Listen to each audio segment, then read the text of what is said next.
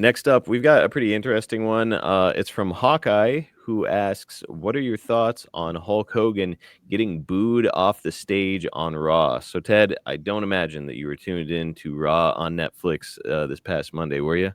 I wasn't, Okay, so but Hulk, but I heard that. yeah, I yeah, went, what's up with that? I personally, you know, I can't imagine how one of the most famous guys who's ever been in wrestling could get booed off the stage. well, it has everything to do with the comments that he had made surfacing years ago, the racist comments that he had made. And so I think that a lot of fans still harbor a lot of resentment for it, because it's like this was everybody's hero. It didn't matter what color, religion, sexual preference. Everybody looked up to Hulk Hogan. He was their hero, and then he comes out and he makes these racist comments. And I think that to this day, it's a lot of the fan base is not and will not forgive him. Okay, I was never aware of any racist Really? comments. Really? Man, it was big news. I want to say it was back in like 2014, somewhere in there, 2016. I can't remember, but it had come out that Hogan had been making racist comments. His daughter, who was in the music industry, I believe that she was dating a young African American man, and Hulk didn't like it, and he wound up using the N word, and this leaked. Oh, Um, Yes, and so it torpedoed Hulk's career. WWE has done everything they can to try to rehabilitate his image and get him back out there, but I think a lot of fans are still really harboring a lot of resentment, and understandably. I can't believe that. I never heard that. Yeah, it's pretty crazy. Yeah, Feel for anybody getting booed off stage and having to deal with that, but like I don't know, man. I know the WWE, they've been trying to kind of fit this square peg into a round hole for a while now. Like it's, hey guys, it's Hulk Hogan. Remember how much you loved him when you were a kid? And I think a lot of people do, but then a lot of people on the other side of it are like, yeah, but he said this really horrible thing, and we all heard it. You yeah, know? yeah. Wow. Yeah. So, all right, interesting. I'm equal parts glad I could smarten you up and bummed out to remind myself about that with Hulk. Well, and I think, and I don't know how many years ago that was, but I would think, because I do know, and I heard about his conversion, his, submitting to Jesus Christ and becoming a Christian. I was excited about that. Hmm. And I'm assuming that must have happened after. I'll put it this way: if the Hulkster really became a Christian, he never would have said that. No. No.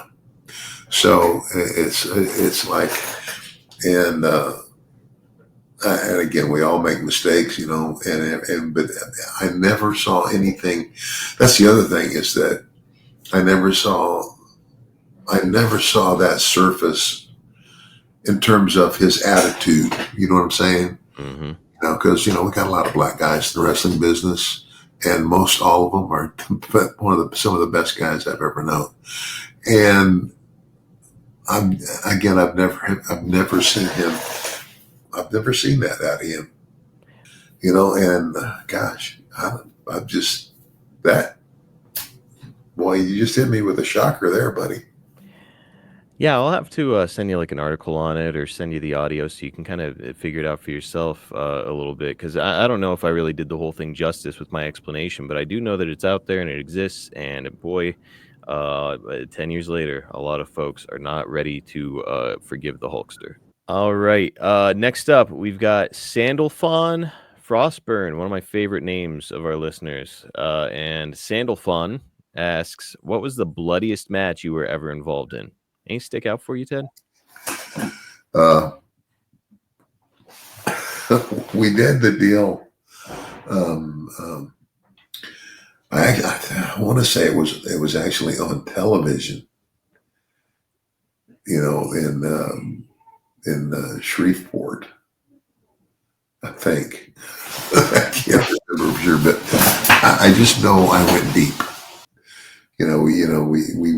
We would take in the old the razor blades, the old razor blades, and then we would cut those down and tape them, to where just the head of it was sticking out just enough to get in, and what some guys would do just once, or sometimes you would do a couple times, but we're, anyway, but it was, and I mean, it's like I hit a vein or something. Oh boy. And boy, it was just, it's like it was like squirting. It was, Oh no. oh yeah, oh yeah, yeah. But anyway, Now, were you in the ring with Jim Duggan by chance? um, yeah, I feel like the two of you had a lot of like bloody matches. yeah, we did. It might have been Jim. Yeah, I don't know if you have heard this from Jim before, but he always likes to tell the story about getting in the ring with you, and he was supposed to get color, and you're working him over, and he blades, and you go, Jim, it's not coming, do it again. And so Jim is like, well, shit. So boom, he hits it again. You're like, Jim, come on, man, come on, get some color. He's like, okay. So he's all of a sudden he's like, bam, bam, bam. And the way that Jim puts it, he's like, then I look down, and all of a sudden I'm standing in a puddle of blood. He said that you were ribbing him. yeah. I did that. I did that, Jim. I was like, come on, Duggan. I mean, you're not a wuss. Get some. Yeah, That's great stuff. yeah. That was it was a good story. I'm sure he was walking around with athletic tape all over his forehead for a few days. Yep. Next up, we've got James, who asks, who is the stiffest opponent you ever stepped into the ring with? The stiffest. Oh my God. Boy, Mid-South, probably a long list of guys. Wow. Well, nobody that I started with, because all those guys were polished pros.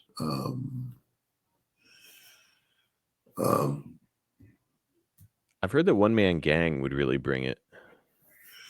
Well, I had no problem with gang at all.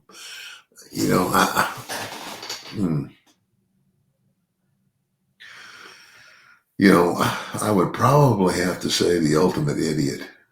I mean, Warrior. You ever hear the story about Warrior working with Andre, and apparently Warrior kept bringing it on those patented clotheslines of his, and Andre, I think, warned him maybe twice, and then Yeah. finally Andre had enough, so Warrior hits the ropes and comes off. Here he comes with the clothesline, and all Andre did apparently was just stick his fist straight out, and Warrior ran right into it, and I think knocked himself out.